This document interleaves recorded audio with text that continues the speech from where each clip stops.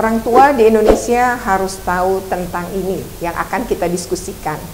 Pandemi sudah menyuar begitu luas ya di Indonesia sejak tahun 2020 awal ya, kira-kira di bulan Februari untuk kasus yang pertama. Tapi sebelum saya dan teman-teman RLTV ini saya ingatkan untuk boleh di like, comment, share, and subscribe, dan terima kasih untuk yang sudah subscribe. Hari ini kita akan membahas tentang bagaimana pandemi ini kaitannya dengan anak-anak. Karena perlu diketahui hingga hari ini Indonesia belum mampu mengendalikan pandemi. Dan anak-anak Indonesia yang terinfeksi COVID-19 ini angkanya sudah cukup tinggi, 10% dari total kasus yang ada. Dan ternyata anak-anak yang meninggal karena COVID ini angkanya cukup mengejutkan, datanya cukup mengagetkan kita semua, karena Indonesia masuk pada tertinggi untuk Asia Pasifik. Nah, selain itu, ini anak-anak masih belajar di rumah, masih PJJ, tetapi kenapa angka terhadap anak begitu tinggi? Dan ternyata angka terhadap anak yang tinggi ini adalah klaster keluarga, di mana orang tua yang bekerja, kemudian kembali ke rumah, tidak menerapkan protokol kesehatan, dan akhirnya anak-anak ini tertular. Nah, hari ini kita akan mendiskusikan tentang bagaimana pencegahan ya terkait dengan COVID-19 ini agar anak-anak tidak tertimpa meskipun orang tua bekerja. Dan hari ini sudah bersama saya Mas Chandra. Ya. Mas Chandra ini adalah salah seorang yang bekerja di salah satu TV swasta ya Mas Chandra? Ya, betul, salah satu TV. Nah, mungkin bisa nih dikenalin singkat agar bisa tahu nih secara singkat tentang profil Mas Chandra. Saya kerja di sebuah stasiun televisi. Saya seorang program director. Saya juga punya channel YouTube Gocin. Jangan lupa subscribe ya. Oh, nah itu juga kita banyak kegiatan. Kita punya organisasi juga, bergerak di organisasi AJV, Aliansi Jurnalis Video. Tentang apa itu? Jadi Aliansi Jurnalis Video ini adalah bagaimana, karena melihat kondisi sekarang media sosial sudah menjadi media, sudah menjadi media, bukan media sekedar media. Kalau dulu kan kita punya FB itu kan cuma sekedar Facebook, atau itu cuma sekedar ya iseng lah, komen. Sekarang YouTube udah bukan. Jadi kita melihat bahwa untuk mengurangi teman-teman yang jadi YouTuber ini, yang sering memberitakan hal-hal ini, untuk biar sadar bahwa dirinya itu secara tidak langsung sudah menjadi jurnalis. Nah, ketika menjadi jurnalis, dia harus ada aturan-aturannya. Jangan akhirnya cuma sekedar menjadi berita hoax doang gitu sih, sembarangan aja. Iya, kita terus juga beberapa kasus jadi menyakiti orang lain. Nah, kita juga di AJV itu ada juga pendidikan, mengedukasi juga gitu. Udah beberapa kali pelatihan lah. Gitu. Anak-anak muda itu? Anak-anak muda, orang tua juga ada. Ada juga. Karena menjadi seorang jurnalis, kita menganggap sekarang sangat mudah, nggak perlu harus punya kerja di kantor dari jurnalis itu. Dan nggak harus lulusan. Nggak lulusan itu nggak perlu. Tertentu gitu ya? Nggak perlu. Menarik juga ya. Itu kayaknya harus diobrolin kapan-kapan ya. Kita. Nanti saya bawa dedengkotnya deh. Saya bawa dedengkotnya. Siap. Nah, ini kan beredar ya tentang anak-anak yang terkena COVID-19. Betul. Bahkan Mas Anda tinggal di mana? Saya di Condet, Jakarta Timur ya. Nah, untuk Depok itu bahkan angkanya sudah mencapai 15%. Itu lebih tinggi dari nasional yang cuma 10% ya. Nah, ini kan karena sudah mencapai angka yang demikian tinggi, maka Mas Anda ini kan orang tua, punya beberapa anak. Anak ada berapa? Ada 3. Ada 3. Ada yang masih kecil-kecil kan? Ada, yang masih 6 tahun, baru mau masuk SD. Nah, berarti yang paling besar?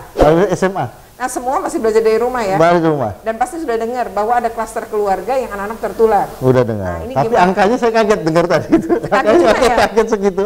Dan itu benar-benar nih angka paling tinggi ya, memang mengejutkan gitu. Dan ini kalau pengalaman Mas Anda sendiri kan ke TV, ketemu banyak orang dan lain-lain.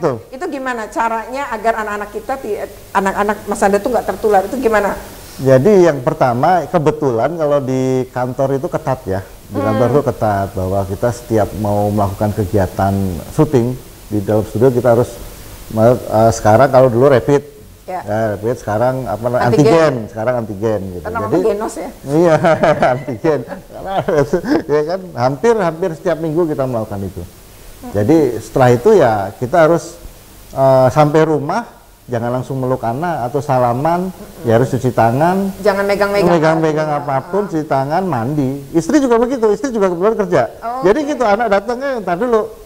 Bunda mandi dulu, ini baru kita itu. Anak-anak berarti udah paham. Oh, udah paham itu, begitu. Betul, pakaian yang dipakai ya langsung, langsung dipisahkan kayak gitu. Baru setelah mandi baru ngobrol, pegang-pegang anak. Dan satu yang paling penting, kadang-kadang anak-anak kan ngalamin kebosanan ya. Oh iya, itu gimana? Kalau saya sekali-sekali ya memang, tapi tidak terjadwal setiap minggu. Pernah ngajak anak itu nggak ke mall selama pernah. Oh gitu. Pernah. Gimana pengalamannya? Ya pengalamannya gimana ya, senang banget, tapi kita dari awal ini kita tidak, kalau biasanya kalau ke mall pasti main dalam artian permainan anak lah gitu ya. Sekarang ke situ kita cuma makan. Oh, cuma makan dan atau waktunya nggak banyak, atau beli mainan apa pengen udah. Dan itu kita lakukan sebulan sekali, paling bisa-bisa juga enggak. Oke. Jadi dan karena ya memang anak tetap mau pakai masker, mau cuci tangan. Malah kalau anak saya yang kecil itu di mobil aja pakai. Kalau napas turun aja enggak pakai katanya gitu. Jadi tapi ya itu. Kenalin pakai masker. Misalnya lagi PJJ gitu, kamu pakai biar nanti kalau pas masuk sekolah. Jadi kebetulan pas TK-nya itu ngajarin. Jadi kadang-kadang di TK-nya itu 3M itu bagaimana cuci tangan, bagaimana masker, jadi videonya kumpulin. Jadi orang tuanya bikin video. Jadi anak itu yang diajarin, ngingetin terus. Ya, malah sekarang anak saya yang kecil itu sangat ketat.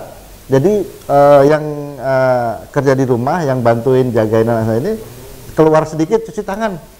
Tadi kan manggilnya Wak tadi kan habis megang ini cuci tangan. Jadi dia yang berita. Dia ngingetin. Dan anak saya juga peran sekolah bagus ya. Sangat edukasi banget, sangat nempel lah ke ini. Kalau itu yang kecil. Yang lainnya yang kedua. Dia lebih benar-benar nggak kemana-mana, dia kan cuma di itu doang gitu loh. Malah anak saya yang pertama kebetulan lagi pelatihan juga karena pengen menjadi aparat negara. Jadi tapi ya itu tadi harus ketat. Jadi setiap hari itu latihan fisik apapun di luar, pulang ya harus ini mandi. Dan sampai sekarang tidak ada anggota keluarganya yang kena, karena tadi ya ketatnya protokol kesehatan. Nah, itu dan penting. Tentu asupan lah ya, vitamin kita atau madu paling nggak kita tambahin lah gitu. Itu aja sih paling sudah. Nah, berarti ini yang teman-teman RLTV juga harus praktekin nih, lindungi anak-anak. Betul. Nah, karena mereka nggak keluar, kita yang keluar gitu ya. Nah, anak yang umur 2 tahun aja harus kita kasih masker kan menurut IDAI gitu ya.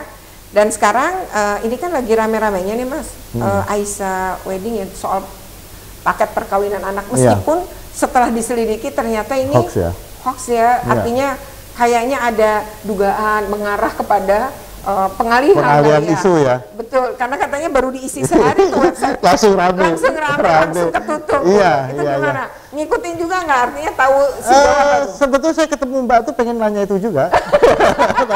tapi ketika itu hoax ya menurut aku ya nggak perlu lah. Nggak perlu itu, tapi memang harus waspada lah.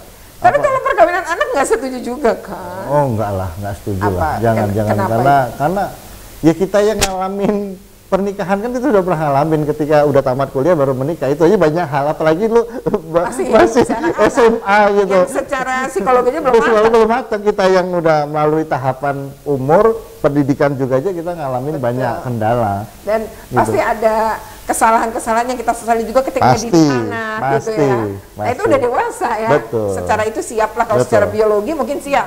Tapi kalau secara mental kadang-kadang kan belum siap ya. Karena gini, anak saya 3. Ketika mendidik si pertama, kedua, ketiga itu beda loh. Oh unik ya, jadi unik punya karakter masing-masing gitu. Jadi kita harus keras, yang ini agak pendiam, yang ini ya karena masih 6 tahun banyak ngomong, jadi kita harus sadar ngeladenin pertanyaan. Yang ini diem aja. Bener, ini yang kejadian dengan anak nomor 2 lagi sekolah. Assalamualaikum. Salam. Dek, kamu ada masalah? Enggak. Jadi emang tipenya begitu. Oh, tipenya diam gitu. Kalau kita cowel dikit baru senyum ya. Jadi dalam artian kita harus mengenal apalagi yang usia dini lah ya. Usia dini itu kan orangnya masih seneng jalan-jalan, itu apalagi punya anak. Dan nggak kebayang ya kalau sekarang punya anak, terus anak kita nikah umur 12 tahun, itu kan kayak apa ya rasanya? Ya. Punya anak perempuan juga? Enggak, cowok semua. Dan jangan gini, saya sempat waktu itu, ini cerita aja ya, ini sebuah pembelajaran bahwa saya sempat, karena jarak ya, Mbak juga anaknya jaraknya jauh ya, saya sempat ada ketakutan, gue punya anak lagi gimana ya? Karena kita dengar tangisan itu kan udah berapa tahun yang lalu, tiba-tiba udah mandiri semua, tiba-tiba kita balik lagi begadang nih gitu. Jadi tapi ya itu kita syukurin lah, kita syukurin. Tapi paling dan tidak kita nikmati masa-masa indah punya anak ya begitu. Dan akhirnya untung gue punya anak ketiga. Jadi kakaknya udah pada sibuk sendiri. Betul. Jadi ketika mau ada lagi itu sempat gila, gue harus begadang lagi, tapi ternyata ya itu kita nikmatin lah itu. Gitu. Jadi memang ya kalau berbicara pernikahan anak ini, pemerintah sendiri kan juga menentang perkawinan anak dan upaya untuk mengurangi. Nah tapi ini kan kampanye-kampanye kayak gini nggak benar juga, harus kita kritisi gitu ya bersama-sama. Oke, berikutnya ini kan kalau kita nih pandemi ini kan makin banyak hal ya. Tadi problem di PJJ ya, pembelajaran jarak jauh. Ya, dan terbanyak ini kan misalnya dari pengawasannya dilakukan KPAI itu di 21 kabupaten kota pada 49 sekolah di 8 provinsi. Itu ternyata anak-anak itu sekolah itu belum siap. Jadi infrastrukturnya, protokol kesehatannya. Nah sekarang sebenarnya ketika kita melihat sekolah belum siap, nanti tapi akan ada pembelajaran tatap muka kan? Masa sih terus-terusan di rumah? Betul. Nah kira-kira nanti kalau pembelajaran tatap muka termasuk orang tua yang setuju apa enggak? Saya sempat beberapa hari yang lalu menandatangani tidak setuju. Oh tidak setuju? Alasannya adalah karena kita melihat dari negara lain. Waktu itu saya pernah membaca itu Korea itu ketat kan, sempat dibuka, sempat down lagi. Apalagi sekolah tutup lagi. Apalagi negara kita yang mau melakukan kebiasaan itu selalu maju mundur, nggak jadi, nggak yakin. Yang Korea yang sangat ketat. Dan Eropa juga ya. Iya, baru berapa hari stop. Jadi saya nggak setuju ya karena itu tadi, saya kaget angka kematian tadi itu. Jadi menurut aku ya kita yang harus ego kita turun. Kalau memang belum aman ya jangan. Kalau di rumah aja yang kecil istilahnya ya. Baru anak-anak masih tertular, apalagi. Intinya adalah kita sebagai orang tua bagaimana psikologis anak-anak juga tetap santai di rumah. Yang paling penting itu bukan orang kasihan terus kita keluarin. Betul. Kalau cuma sekedar kasihan kan bahaya. Orang tua yang nggak pernah maksa-maksain anak juga. Ya. Betul. Jadi artinya ya kalau dia mulai jenuh kita nggak akan paksa, mendingan bilang gurunya izinin aja. Tapi pernah marah nggak selama ngedampingin anak PJJ? Atau ibunya nih yang ngedampingin, bapaknya enggak? Aku sih nggak dampingin, kebetulan anak-anak ya cuma melihat, cuma aku ketawa aja. Karena lucu gitu, pagi-pagi pakai seragam pakai selimutan depan laptop itu. Yang anak kecil lebih lucu lagi. Pakai seragam, celana biasa bawah. Dek, kenapa kok celananya nggak seragam? Kan nggak kelihatan Pak. Dia udah pinter jawabnya, oke, gue langsung jawab oke, gitu. Jadi memang nggak ada ya paksaan. Terus kalau rapat gimana nih? Setelah ini ngerasa nggak bahwa anak nih kayaknya turun nih kualitas pembelajaran? Pasti.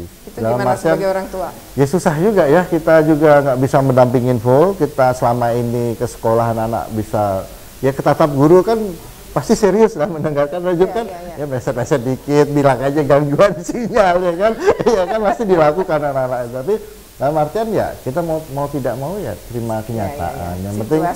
Yang penting anak-anak memahami situasi ini gitu loh. Karena kalau kita egois juga harus segini juga kondisinya begini. Kalau prediksi kira-kira kapan mulai masuk sekolah? Ini kan bulan apa nih? Waduh. Februari. Nah, sebetulnya Jakarta nih kita kalau ngomong Jakarta ya Jakarta. Kalau menurut saya tahun depan. Karena menurut aku ketegasan pemerintah sampai detik ini untuk kebijaksanaan tuh selalu maju mundur. Terus anak-anak nggak kelihatan stres nggak? Enggak ya, selama ini enjoy aja. Karena memang itu ya. Jadi ya ini salah satu trik ya mungkin ya. Jadi kalau punya duit ya, mau milih apa? Media ini, ya itulah kita belanja online itu, mau makan apa ininya, harus kita coba untuk pengen beli apa, menyenangkan mereka. Gitu loh. Oke, ya. Jadi kalau dan itu ternyata berhasil ya, anak-anak nggak ikut stres. Nggak, karena ya kita sadar kenyataan lah susah gitu. Tapi memang ada obrolan ya ke anak-anak. Ada obrolan. Situasinya begini, kenapa kamu kita harus di rumah, itu ada ya. Jadi itu salah satu kalau kita nggak mau ke mall atau kemana, ya itu tadi online aja. Mau milih apa? Sempat saya mau beli celana ini nggak, padahal saya nggak perlu. Mau pak ini gitu. Jadi oke, kita beli gitu. Membahagiakan gitu. Jadi triknya begitu sih kalau aku lakukan seperti itu. Ada tuntutan artinya. Lu bisa sekolah atau enggak apa-apa. Nggak apa-apa. Gitu. Karena saya sempat kebetulan juga anak yang nomor 2 itu les bahasa Inggris. Saya tanyain, mau lanjut atau enggak? Terus jawabnya? Dia jawab, gimana ini? Dia menjawab tidak maksimal. Akhirnya dia tapi mau atau enggak? Ya sudah mau pak gitu. Tapi dalam artian aku cuma berpikiran jadi gini. Jadi dia yang mutusin. Mutusin. Gitu, dalam artian tapi begini, sebagai orang tua juga kita harus tahu bahwa walaupun selama ini mendapatkan maksimal 80%, misalnya kalau les atau sekolah 80% masuk kota, daripada tidak sama sekali, 40% alhamdulillah. Saya pikirnya begitu, makanya saya mendingan les. Walaupun 40% masuk, daripada tidak sama sekali. Kita ngajar di rumah nggak bisa, ya kan? 40%. Gitu, kurang lebih gitu. Artinya memang nggak ada nggak ada pilihan. Ini adalah pilihan terbaik untuk anak-anak dengan kita, kondisi seperti ini. Dengan kondisi pandemi yang seperti ini gitu. Nah, tapi mungkin Mas Chandra bisa kasih gitu kalau sebagai pengalaman orang tua, apa yang mau disampaikan sih sebenarnya ke masyarakat nih ya, bahwa bagaimana cara kita tuh ngelindungin anak-anak dari tertular COVID. Yang kedua adalah bagaimana caranya nih nanti nyiapin anak kalau nanti siap untuk sekolah.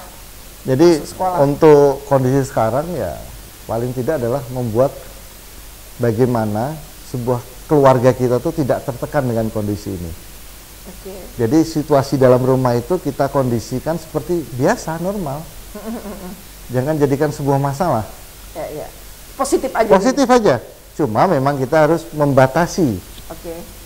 Yang selama ini ke mall sebulan sekali ataupun seminggu sekali, kita bikin sebulan sekali, yang sebulan sekali 2 bulan sekali. Kalau memang misalnya bisa dibeli online, dibeli online. Tapi kalau wisata alam gitu, saya pernah ngelakuin nggak sejak pandemi? Enggak pernah. Enggak. Menyarankan enggak? Jadi aku menyarankan gini. Jadi gini, ini iming-iming. Ini salah satu iming-iming. Pengennya kalau kita ke A, ke B, ke C gitu. Kita nabung, kalau pandemi selesai kita bisa keluar negeri.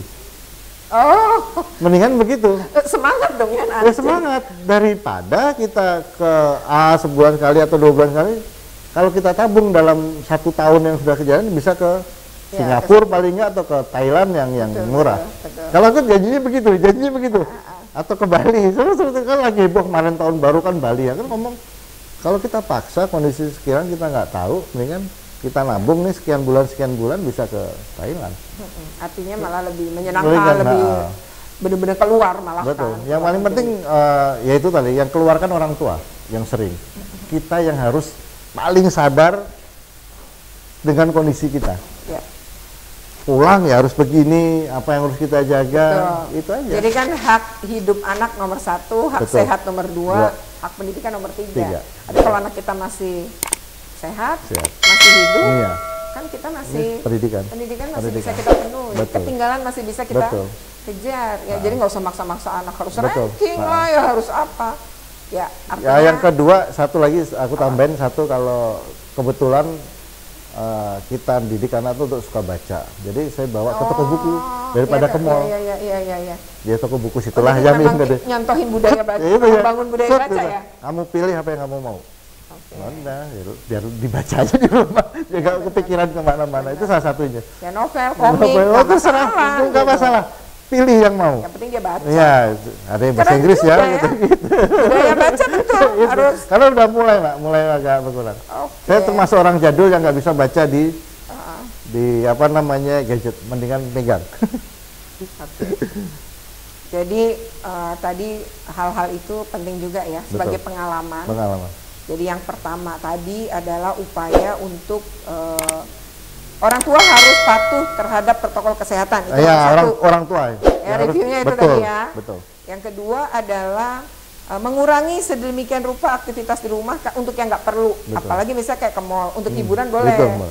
Tapi ya ingat nih, yang kedua disarankan bahwa kalau ke mall yang biasanya sering harus jarangin. Jadi kalau seminggu sekali ya sekarang sebulan sekali. Paling tidak anak secara kesehatan mental kan ada keseimbangan, ya. Keluar rumah sekali, tapi tetap dengan protokol kesehatan. Lalu yang tadi ketiga adalah ya liburan walaupun itu adalah alam, walaupun liburan itu adalah liburan yang terkait di alam. Tetap aja hati-hati dan lebih memilih nabung aja. Nanti sekalian kalau pandemi udah berakhir, nah malah bisa ajak anak-anak berlibur ke luar negeri. Nah itu tipsnya gitu ya. Dan itu adalah sesuatu yang mungkin bisa juga digunakan ya untuk orang tua semua, dan jangan bikin anak stres. Tadi nggak maksa anak harus ini, nggak maksa anak harus ranking, tapi bahkan memberikan pilihan pada anak. Kedua, ngajak ke toko buku itu menarik juga nih, yang keempat ya. Begitu buku baca. Ketika ke toko buku, malah dia punya aktivitas, jadi di rumah tuh baca. Enggak ngelihat gadget terus. Betul, kan? betul. Jadi itu cara menghindari anak kita tuh melarang anak main gadget, tapi kita nggak kasih solusi. Solusinya nggak ada, cuma ada handphone. Nggak boleh gitu. Tapi cuma ada itu. Itu ya udah. Anak-anak main bingung ya, kecuali bisa dialihkan. Betul. Kalau saya sekarang mulai mengalihkannya, selain baca komik atau apa, dia minta beli 16 nomor pun saya oke gitu ya. Tapi juga satu lagi, ada hewan peliharaan. Jadi dia sibuk dengan kucingnya, mainan sama kucingnya, mungkin mengalihkan.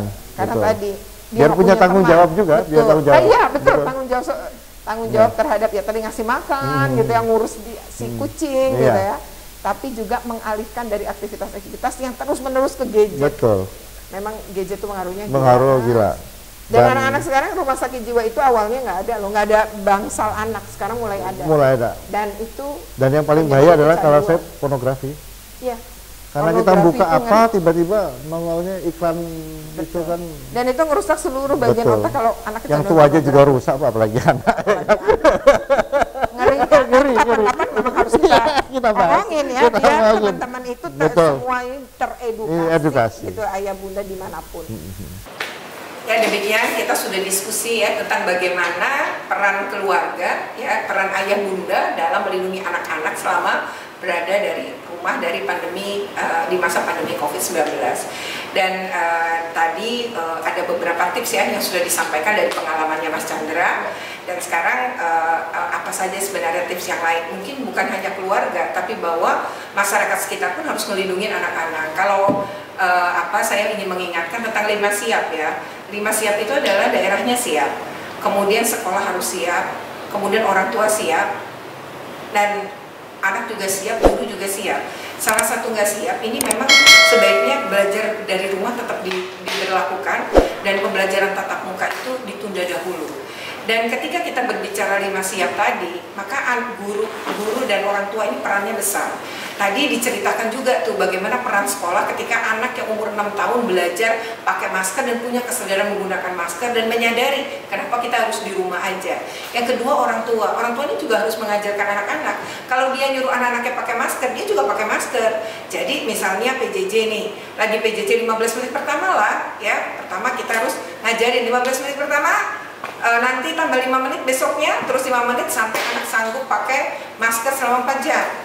Karena selama 4 jam itu nanti kalau sekolah anak nggak boleh buka masker selama 4 jam kecuali minum. Nah dengan demikian kan harus dilatih, nggak bisa tiba-tiba anak nggak pernah dilatih terus suruh pakai masker. Itu pertama. Yang kedua adalah ini penting cuci tangan. Mencuci tangan itu kan 20 detik, bukan sekedar cuci tangan kena air dan bukan sekedar kena sabun, tapi bagaimana sabun itu di tangan kita ya, itu betul-betul dipraktekkan. Dan kalau anak-anak masih kecil kayak umuran Mas Chandra bisa 6 tahun dan di bawahnya, itu gunakan pakai lagu, misalnya lagu selama puluhan tahun itu 20 detik sampai selesai.